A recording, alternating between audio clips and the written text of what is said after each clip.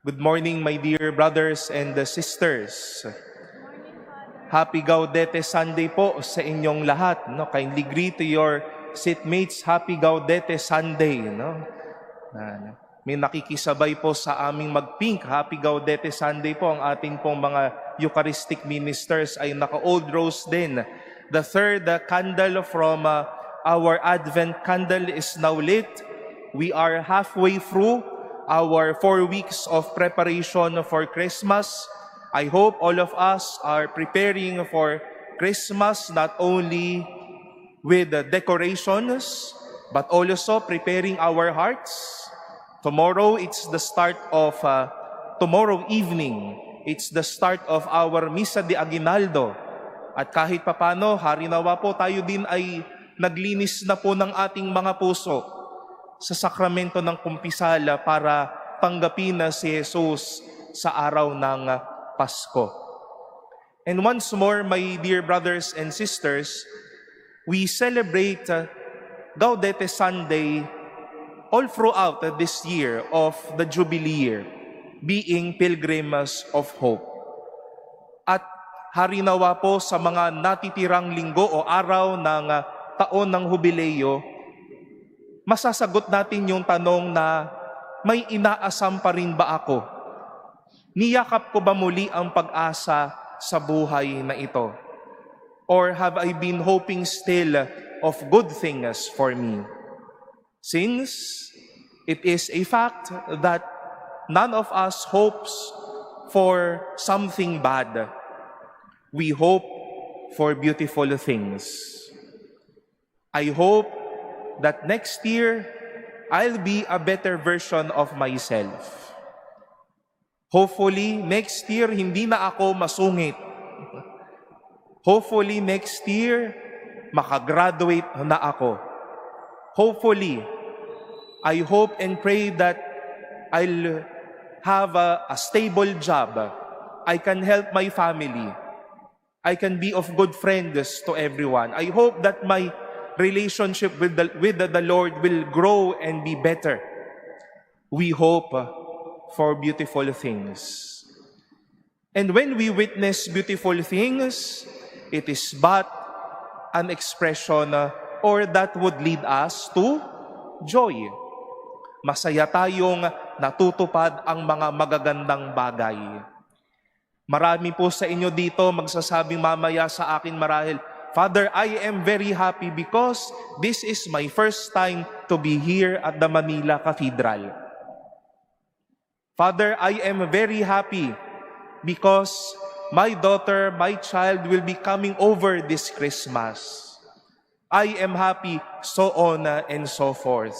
We are happy for beautiful things.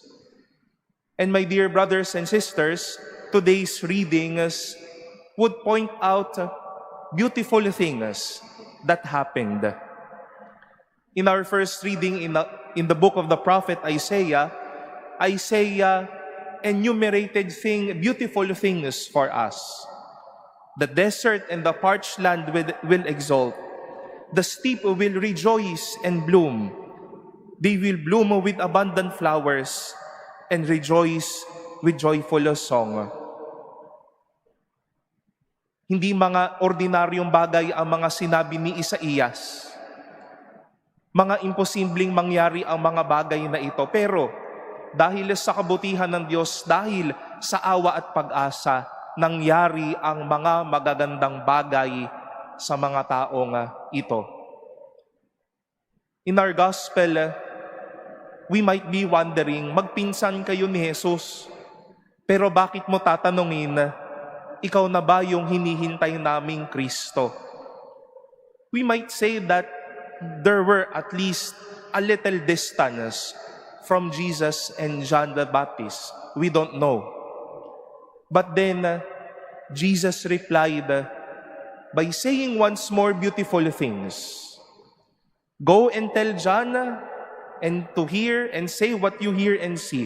The blind regain their sight, the lame walk, lepers are cleansed, the deaf hear, the dead are raised, the poor have the good news proclaimed to them. And shall we say another beautiful thing? John knew that indeed this is Jesus. Nakilala niya na ikaw nga yung aming hinihintay. When we witness beautiful things, we rejoice. But my dear brothers and sisters, on the other side of the loop, we also experience beautiful things not always happening readily. May mga bagay na tinutupad pero hindi agad-agad. Madami po sa inyo dito ang mga nagdadasal sa samut-saring mga intensyon para sa inyong sarili, para sa ating kalusugan, para sa ating pamilya, para sa ating bayan na hindi agad-agad ibinibigay.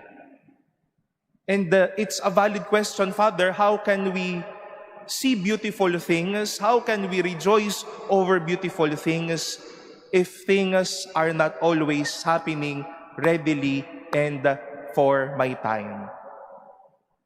Let us remember, and with all of this, what shall embrace witnessing beautiful things and joy, what shall embrace this too is the gift of patience.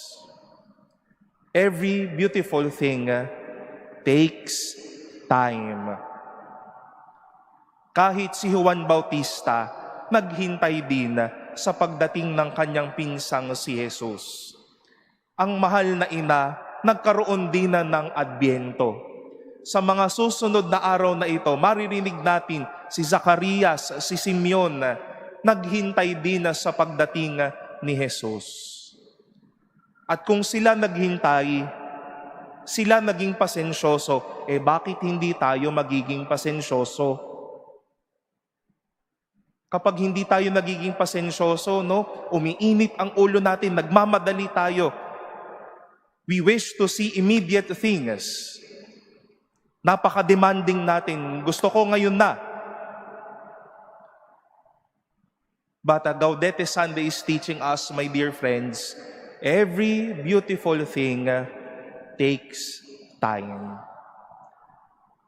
At dahil hinintay, ibang-iba yung saya naman sa buhay na ito.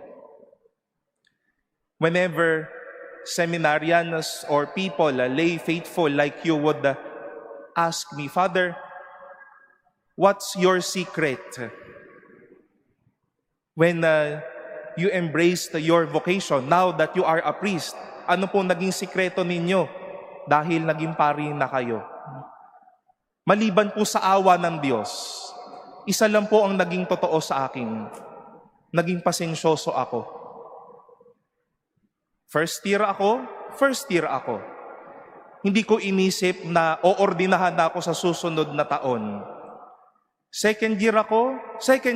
Gagawin ko yung mga bagay na second year ako. Mag-aral, maglaro, maging mabuting seminarista, mabuting anak, so on and so forth.